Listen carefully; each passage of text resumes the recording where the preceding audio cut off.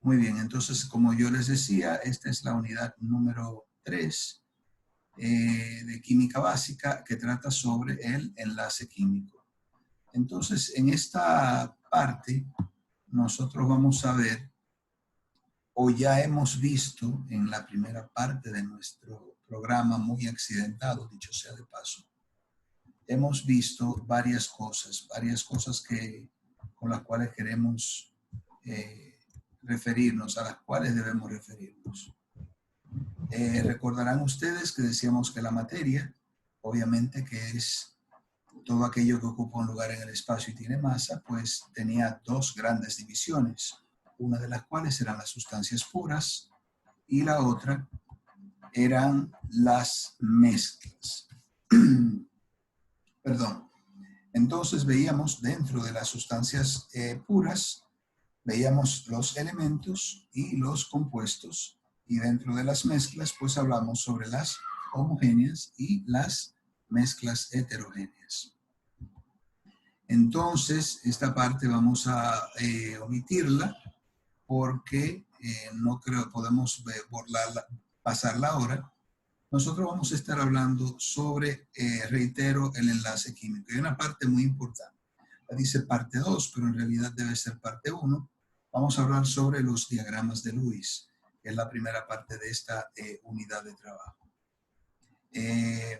Vamos a recordar la estructura atómica. Ustedes recordarán que en algún momento dijimos que los átomos son las partículas de la materia más pequeñas que todavía, o más pequeñas de un elemento, que todavía mantienen las propiedades de esos elementos. Los átomos están compuestos por esas tres partículas subatómicas, los electrones, los protones y los neutrones, y estos, a su vez, dicho sea de paso, aunque no lo mencionamos en clase, están compuestos por otras partículas más, pero eso no es parte de nuestro programa. Dentro de esta distribución que nosotros tenemos aquí, ustedes recordarán que los protones y los neutrones se encuentran en el núcleo, y por eso aquí a ellos se les denomina nucleones. Los electrones, por su parte, están en órbitas fijas alrededor del núcleo, y esas órbitas no son variables, es decir, esas órbitas están en mayor o menor medida más cercanas o más alejadas del núcleo en los llamados niveles de energía. Esos niveles de energía están representados de esta forma en esta gráfica que tenemos aquí, y de todos esos niveles, jóvenes, el más importante de todos es el nivel más externo. ¿Por qué ese es el más importante de todos? Porque ese último nivel determina, o el número de electrones que haya en ese último nivel, determina cómo se comportan los átomos.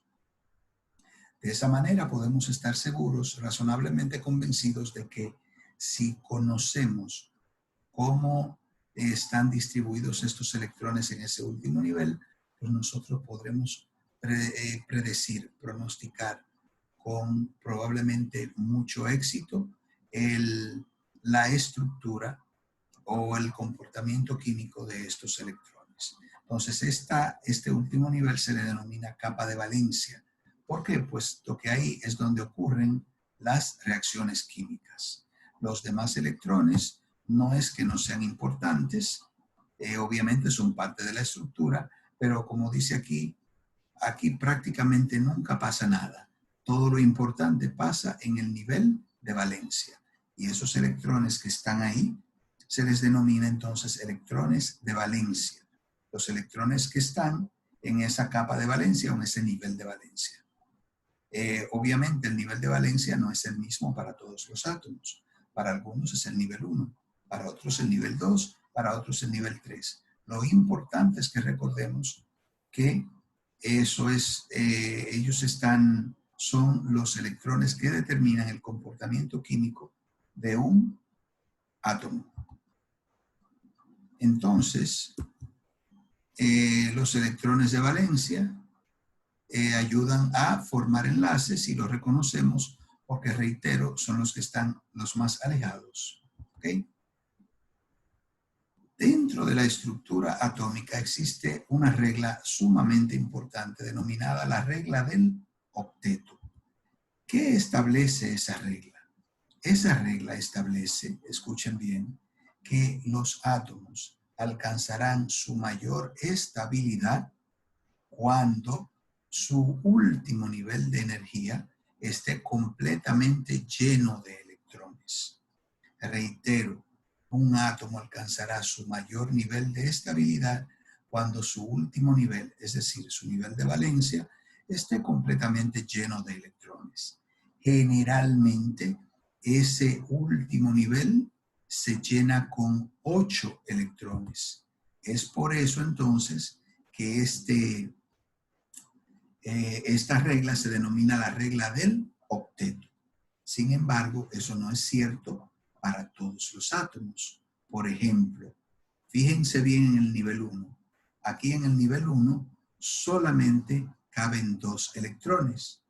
Por lo tanto, la regla del octeto no se refiere necesariamente a que haya 8 en un último nivel, sino que se refiere a que ese nivel esté, reitero, lleno.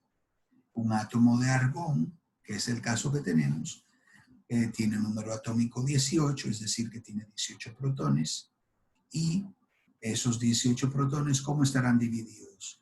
2 en el primer nivel, 8 en el segundo y 8 más en el tercero. Entonces el átomo de argón es un átomo estable, tiene la mayor estabilidad atómica posible porque su último nivel está lleno de electrones. La regla del octeto fue establecida por un químico norteamericano que respondió al nombre de Gilbert Lewis y que vivió durante ese periodo de tiempo que está indicado en la imagen.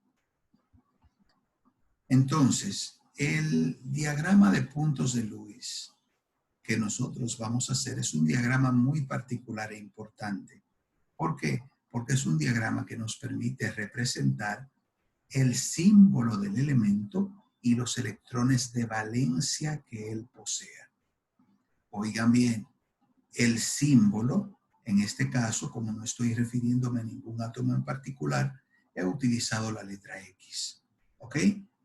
Eso es el símbolo y alrededor, arriba, debajo, a la derecha o a la izquierda, yo voy a colocar puntos, rayas, guiones, asteriscos, como ustedes decidan, símbolos que van a representar los electrones que están en el último nivel de valencia de ese elemento.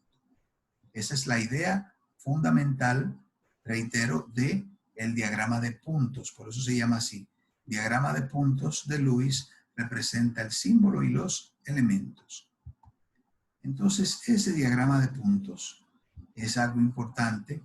Es una representación gráfica sencilla. Ya dije que fue propuesta por quién, por Gilbert Lewis, que muestra los electrones de valencia de un átomo.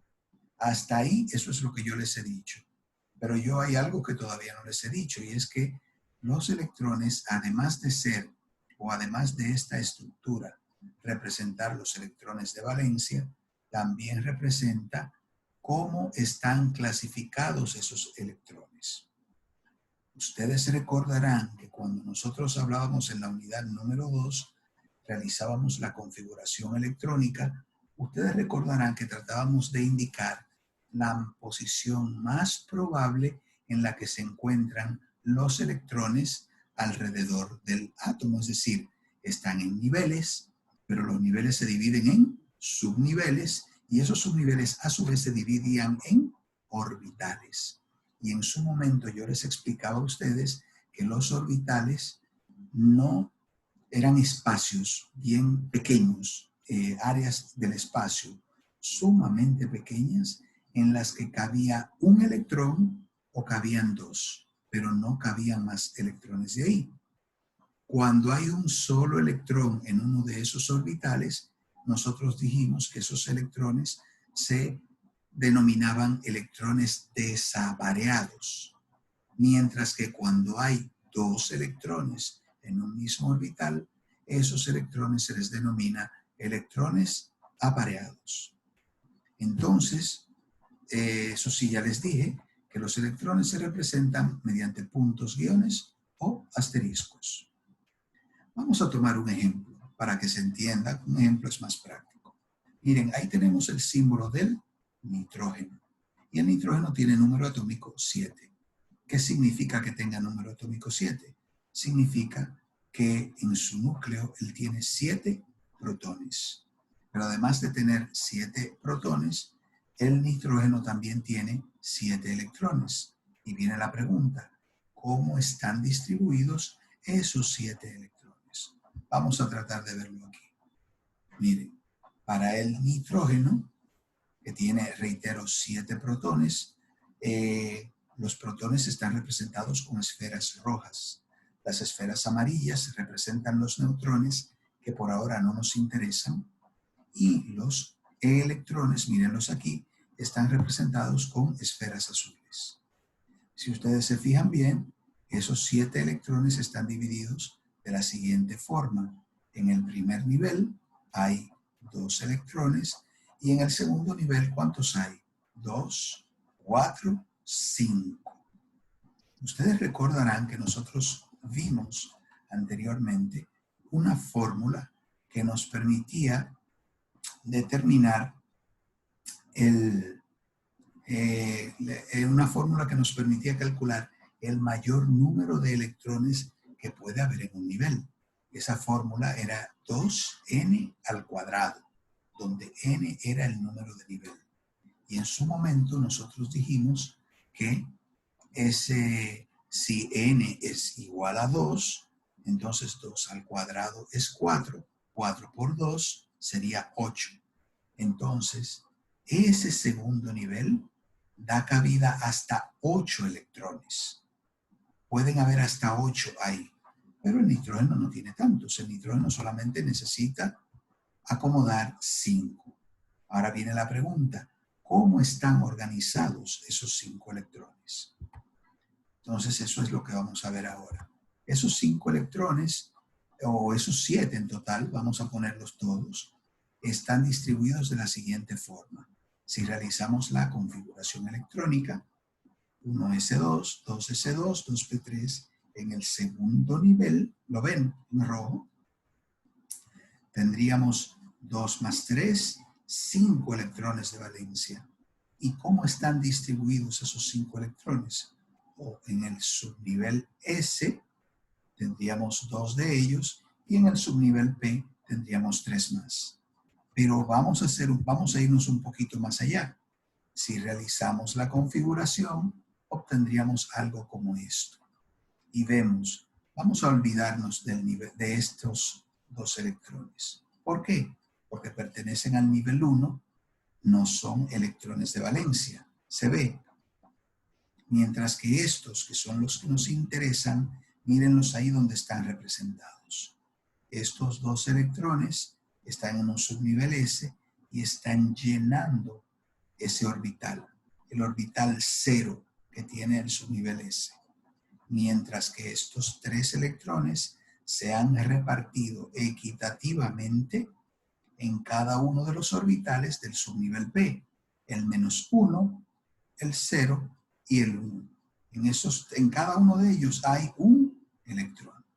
Estos 2 electrones se denominan electrones apareados porque están llenando un orbital, mientras que estos que están aquí se denominan electrones desapareados porque se han distribuido, pero fíjense que están cada uno de esos orbitales a medio llenar.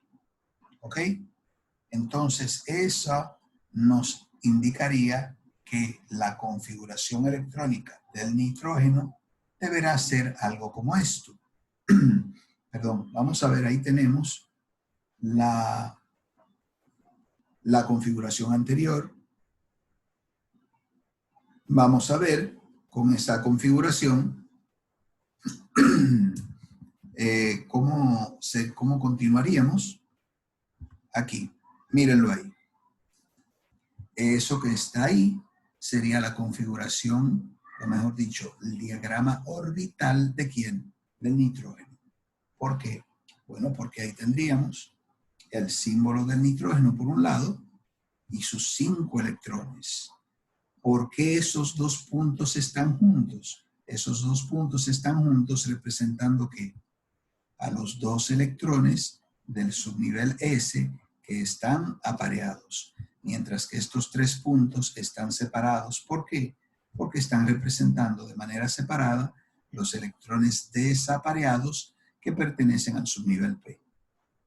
¿Ok? Entonces, eso sería el símbolo o la configuración electrónica del elemento nitrógeno. Nosotros podríamos hacer lo mismo para varios elementos. Yo tengo aquí 4 que hemos usado, un momentito, perdón, hemos usado para mostrarlo solamente.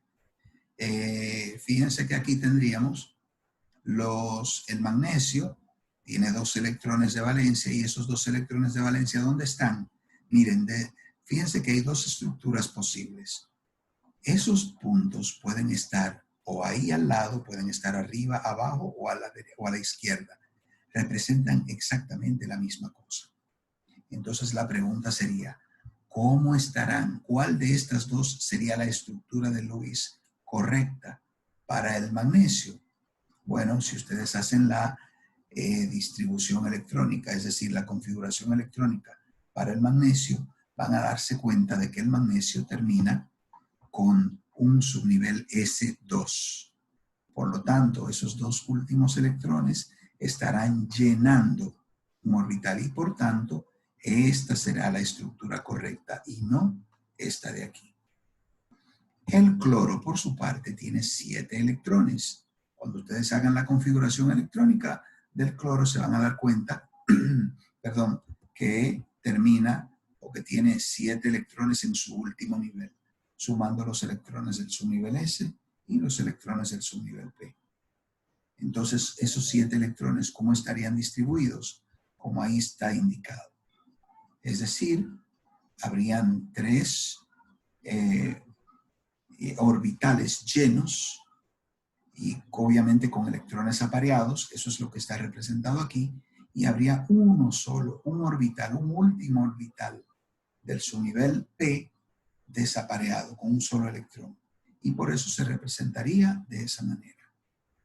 Ahora ustedes en sus casas, cuando tengan obviamente el tiempo fuera de esta reunión, yo les voy a pedir que realicen el diagrama de Lewis para los elementos aluminio y oxígeno. Con esos 2 elementos, ustedes van a hacer su configuración electrónica y a partir de la configuración electrónica van a determinar cuál de estas 2 estructuras es la posible para el aluminio y cuál de estas 2 estructuras o diagramas de Lewis es el diagrama correcto, posible para el oxígeno. Perdón.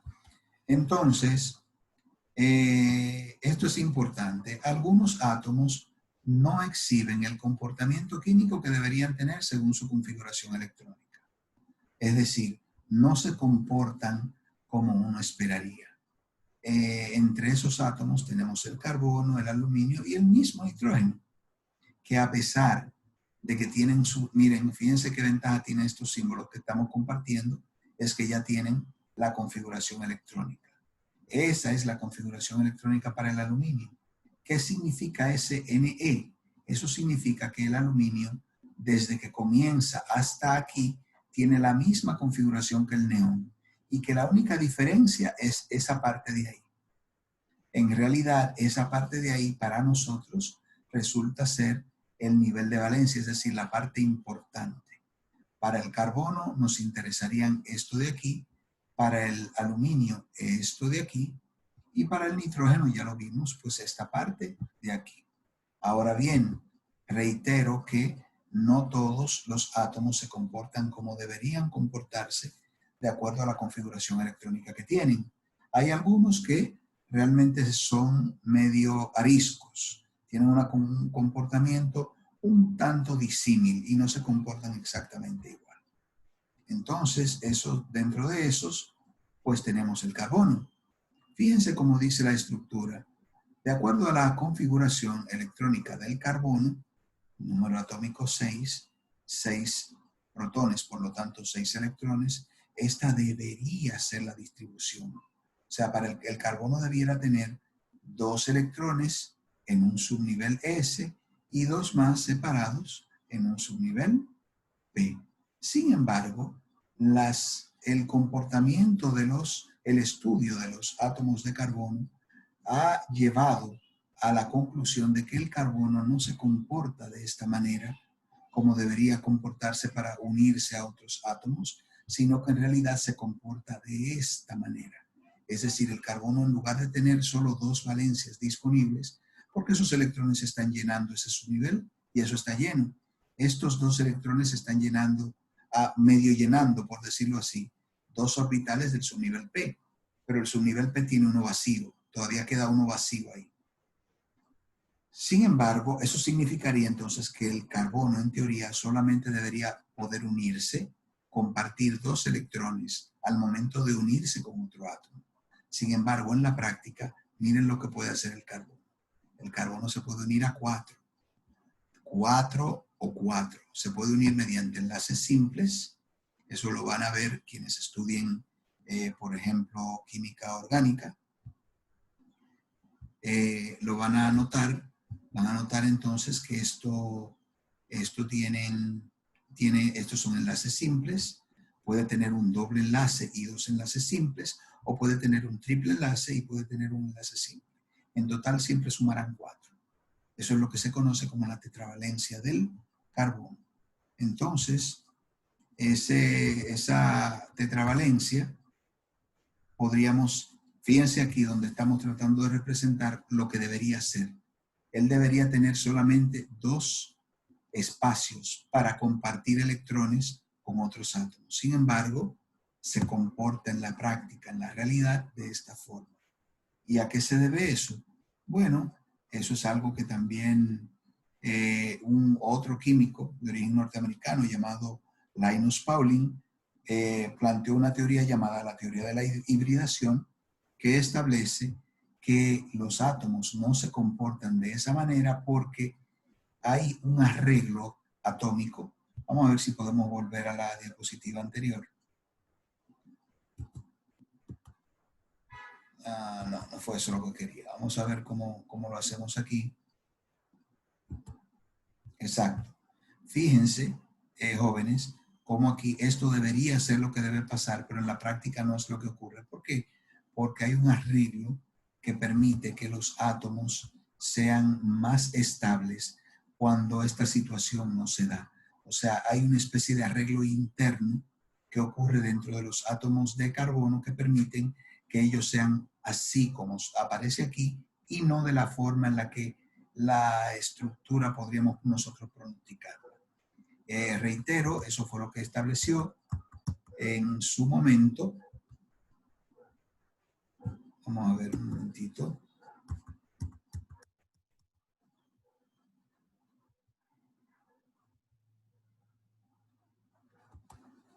Reitero, estableció Linus Pauling. Esta teoría se denomina la teoría de hibridación y plantea que los orbitales atómicos en realidad se combinan, y al combinarse los S con los P se forman unos orbitales llamados híbridos que tienen la misma energía pero mayor estabilidad.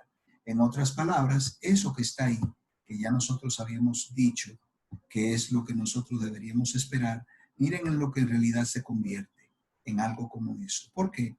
Porque este electrón que está ahí, que está llenando, fíjense que eso nada más ocurre en el mismo nivel. Ese electrón está llenando un subnivel de tipo S, en un orbital de tipo S, perdón. Ese electrón es promovido a este otro orbital que aparece aquí, que estaba vacío. Y se forman, en lugar de 2 espacios disponibles, al promover este electrón para acá con spin positivo, se forman entonces 1, 2, 3 y 4 espacios en los que cada uno de ellos pues, puede insertarse un electrón. Eso es lo que da como resultado, entonces, que el carbono tenga, reitero, tetravalencia 4. Y como yo dije al principio, eso no solamente ocurre con el carbono, pero el carbono es el caso más significativo, más importante. Tan importante es que da lugar a una rama de la química completamente, muy sumamente amplia, como lo es la química orgánica. Y aunque ustedes no lo crean, esa sencillez es lo que permite que haya mucho más compuestos químicos orgánicos que los inorgánicos. Por ejemplo, se conocen alrededor de unos 800 o 900.000 compuestos inorgánicos distintos.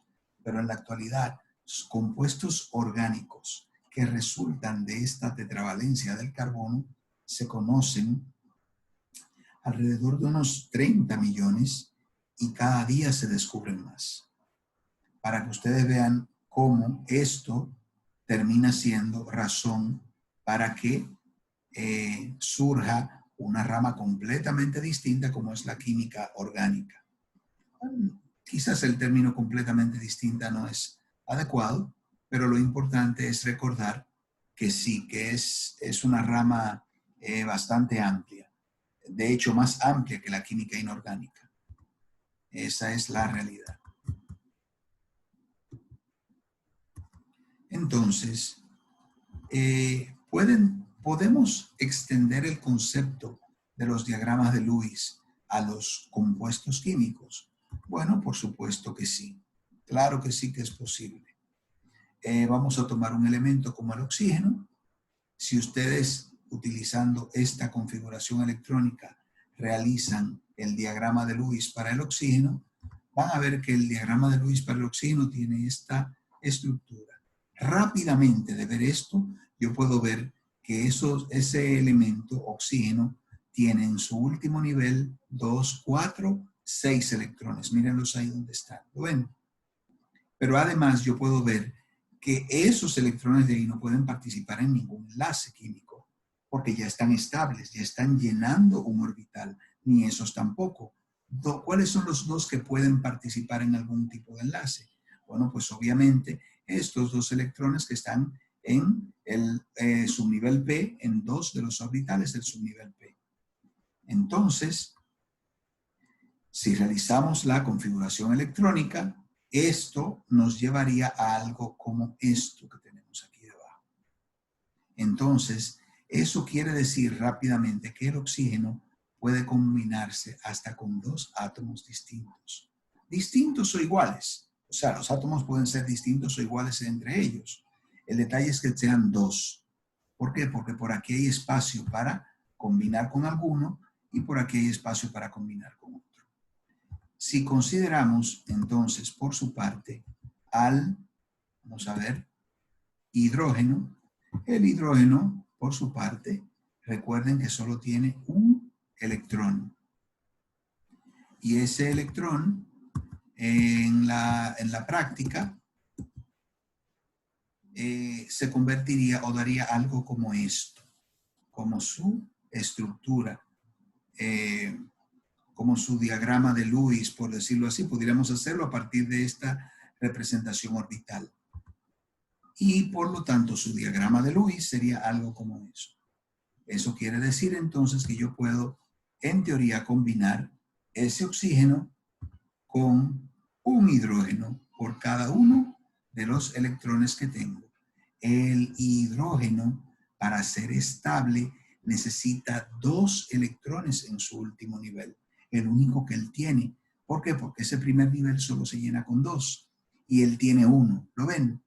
Entonces, para él poder adquirir una estabilidad, necesita unirse a otro átomo con el cual él pueda compartir esos electrones, compartir otro electrón. Entonces, eso ocurre tanto de un lado como de otro.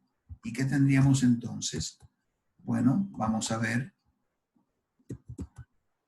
algo como esto. Esto aquí nos representaría, obviamente, una molécula de agua. Fíjense que ya en lo que a ese hidrógeno respecta, él tiene 2 electrones, uno propio más el que él comparte con el oxígeno. Por lo tanto, ese hidrógeno es estable. La misma historia ocurre con este y otro hidrógeno de aquí. También es estable porque tiene 2 electrones en su último nivel, uno propio y uno que está compartiendo. Y en lo que al oxígeno respecta, pues este también es estable. ¿Por qué? Porque ya él tiene en su último nivel, ¿cuántos electrones? 8, los 8 electrones de los que nosotros estábamos hablando originalmente, ¿ok? Entonces es posible escribir fórmulas para algunos compuestos de esta manera. Jóvenes, tenemos menos de 1 minuto de tiempo para esta sección de Zoom. Necesito que ustedes vayan copiando esto. En todo caso, cuando el servicio se corte, como ustedes comprenderán, este es el servicio gratuito el que tenemos, pues cuando vamos a reingresar al salón, a este salón, y yo les voy a pedir que por favor copien o tomen una imagen de eso que está ahí. Cuando esto se corte, entonces regresamos.